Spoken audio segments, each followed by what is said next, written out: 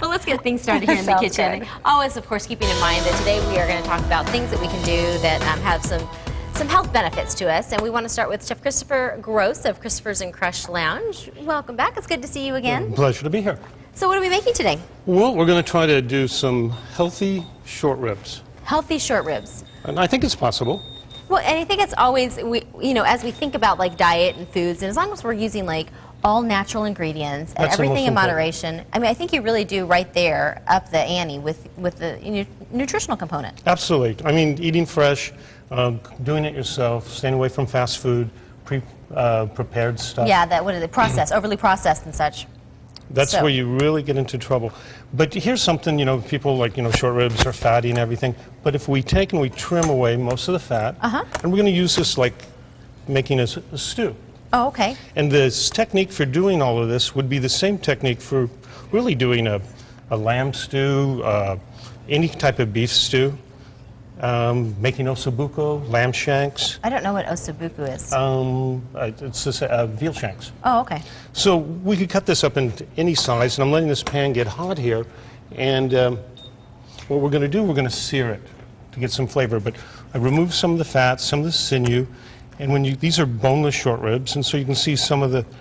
So once you do take a little bit of that marbling away, you still are left with the flavor, but you really do significantly increase the, or decrease, I should say, the fat content. The fat content. Plus, this is going to be cooking for a couple hours.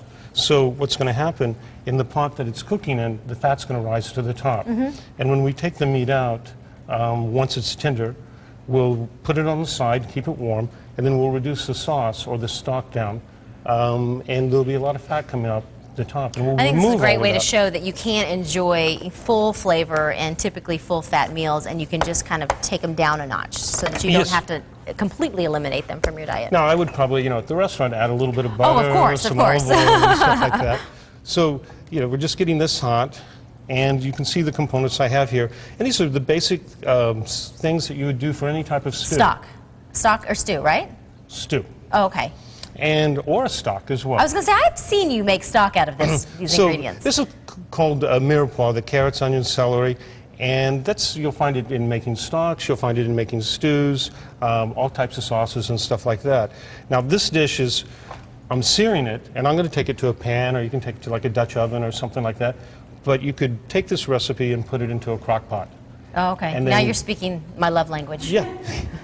That's me. And you could do that at 8 o'clock in the morning, put it in, go to work, and when you come home, you have it, a nice stock that your short ribs are in. Okay. And then you just have to strain that and put it in a hot pan and reduce it down. Okay. So all we do is season this really nice with salt And and as you pepper. season that, how do we know at home when our pan is the appropriate temperature for good searing? Well, since this is the health show, if it wasn't, you can take just what I do all the time at work. I'll take some oil, and I'll put a little piece of butter in it. Okay. And then And what would the butter do if we know that our pan is perfectly it's prepped? foaming up and turning brown. Okay. Pan's hot, throw your stuff in. So that's the easiest way. You can always do that. See, it's starting to sear a little bit. Now, searing is locking in our flavors and our juices? Yes and no. There's a great book written by Mr. McGee that tells you everything about food, the science of food, and it's a great book. It doesn't really lock in anything, but what it does is it caramelizes the outside of the meat and gives flavor. Okay. So if we just threw it in with our stock and stuff, we would have a very amber-looking broth. Okay. So this will make the broth brown, and it also gives a flavor of all that browning of the meat and caramelization of the outside.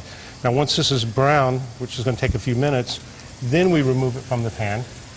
We're going to put it in this, and I'm going to saute up all these vegetables. And get In the this same dish where you've got all the goodness in it. The only thing I didn't say is once this is brown, I'm going to remove most of the oil. Okay. Then I'm going to add the vegetable, and then cook the vegetable. Then I'm going to add a little tomato paste, thyme, bay leaf. I got some red wine here, and you can use. You don't have to use the wine if you don't want to, but a good wine that you would actually drink, Right. but not necessarily love. Right.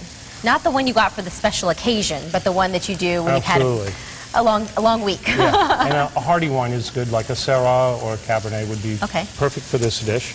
And then from there, we'll take it and we'll make our sauce. And then we'll show you a couple of different variations of this dish that we do with the salad. When this dish is cold, leftovers, slice up great on the sandwich or sliced up in a salad. Oh, I can only imagine. The aromatics are fantastic, too, just with the seasoned meat. Oh, it smells Yeah. really good. So he's going to stick around. We're going to kind of further the recipe along in the next segment. So mark your watch here for the next 20 minutes, and we'll pick it up right after that.